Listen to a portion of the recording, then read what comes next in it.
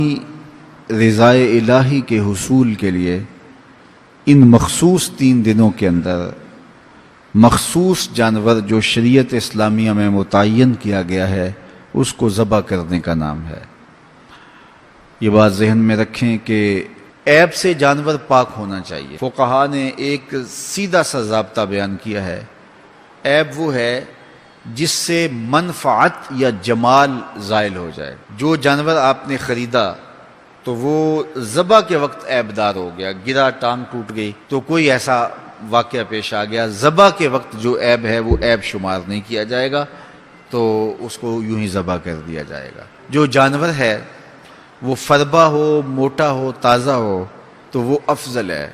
2 جانور کرنے کی بجائے 1 جانور فربا ہو تو وہ زیادہ افضل ہے۔ شریعت اسلامیہ نے صاحب نصاب پر قربانی واجب کی ہے۔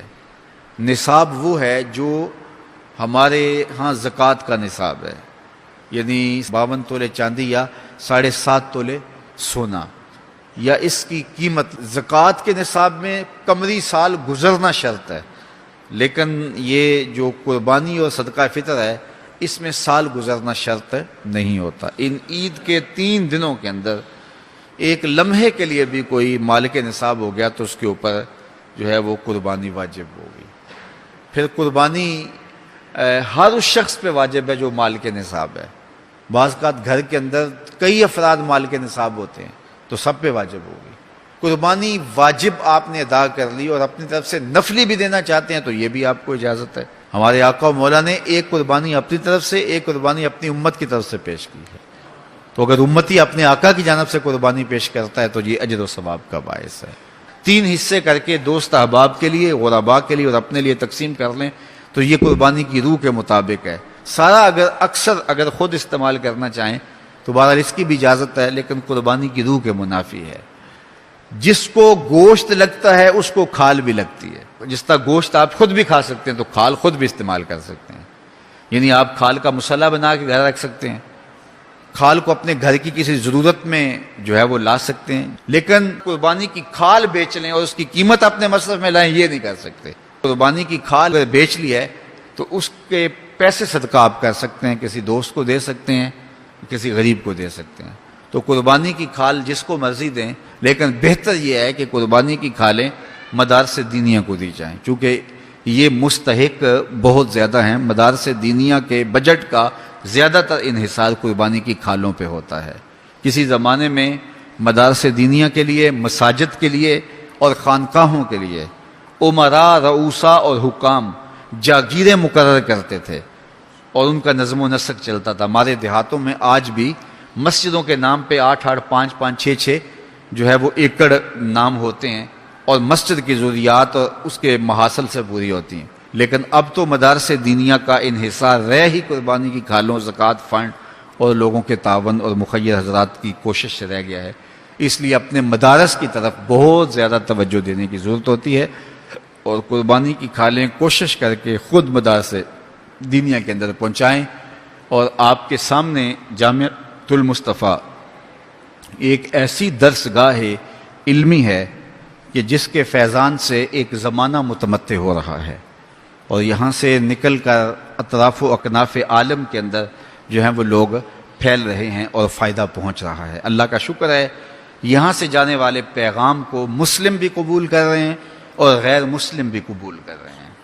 یہ مجھے پچھلے دن انڈیا سے ایک فون آیا تھا کہ ایک سکھ فیملی ہے اور پڑھی لکھی فیملی ہے، ڈاکٹر ہیں، انجینئر ہیں، تو وہ کوئی ہمارے شارٹ کلپ سنتے رہے ہیں۔ اللہ تعالیٰ نے ان کے سینے میں اسلام کی محبت پیدا کی، تو وہ جو شخص ان کو بھیجتا رہا وہ بھی کانپور کا رہنے والا تھا، انڈیا کا رہنے والا تھا، تو اس کو انہوں نے فون کیا کہ وہ گرو جی سے ہماری فون پہ بات کرواؤ، ہم اسلام قبول کرنا چاہتے ہیں۔ تو یہ اللہ کا فضل ہے، اس پر ہمیں شکر ادا کرنا چاہیے۔ اس سے قبل ایک ہندو فیملی تھی، وہ بھی انڈیا کے اندر پڑھی لکھی فیملی تھی، اللہ نے اس کو اسلام جو ہے وہ نصیب فرمایا۔ اس سے قبل جو ہے وہ مختلف جگہوں پر 7 ہندوؤں نے اللہ تعالیٰ نے ان کو اسلام نصیب فرمایا اور اس کا سبب یہ آپ کا ادارہ بنا۔ اور آپ آئے دن دیکھتے رہتے ہیں کتنے عیسائی یہاں کلمہ پڑھتے ہیں، تو یہ غیر مسلموں تک پیغام پہنچ رہا ہے اور کتنے مسلمانوں کی اصلاح ہوئی ہے اور کتنے لوگ فائدے میں گئے ہیں۔ تو یہ ایک اللہ تعالیٰ کا بڑا فضل ہے اور اللہ تعالیٰ کا بڑا ہی کرم ہے کہ کتنے لوگوں کو یہاں سے فائدہ ہو رہا ہے. اور یہاں سے مدارس، یہ ظاہر ہے ہم ساری زندگی تو نہیں بیٹھ رہیں گے، ایک وقت عمر کا، زندگی کا ہم نے پورا کرنا ہے، اس کے بعد ہم نے چلے جانا ہے، تو ہماری جگہ اوروں نے آنا ہے. تو یہ دارالعلوم اگر زیادہ سے زیادہ لوگ پیدا کرے گا تو زیادہ لوگوں کو فائدہ پہنچ سکتا ہے. تو اس لیے نہ صرف قربانی کی کھالیں بلکہ اس ادارے کے ساتھ آپ کا ہر طرح کا تعاون درکار ہے. سب سے بڑا تعاون آپ کا اس ادارے کے ساتھ محبت کا تعاون درکار ہے. آپ اس مرکز سے اپنی عقیدت کا رشتہ، اپنی محبت کا رشتہ جو ہے وہ وابستہ کریں. جس طرح عشق کیا جاتا ہے، پیار کیا جاتا ہے، اس مرکز سے آپ پیار کریں، اس مرکز سے آپ محبت کریں. یہ مرکز ہماری عقیدتوں کا مامن اور مسکن ہونا چاہیے، چونکہ اس سے بہت سارے لوگوں کو فائدہ ہو رہا ہے اور غیر مسلم بھی اسلام کے دامن میں آ رہے ہیں اور مسلمان عمل کی راہوں کے مسافر ہو رہے ہیں. اور یہاں سے صاف سیدھا اور پیارا سا پیغام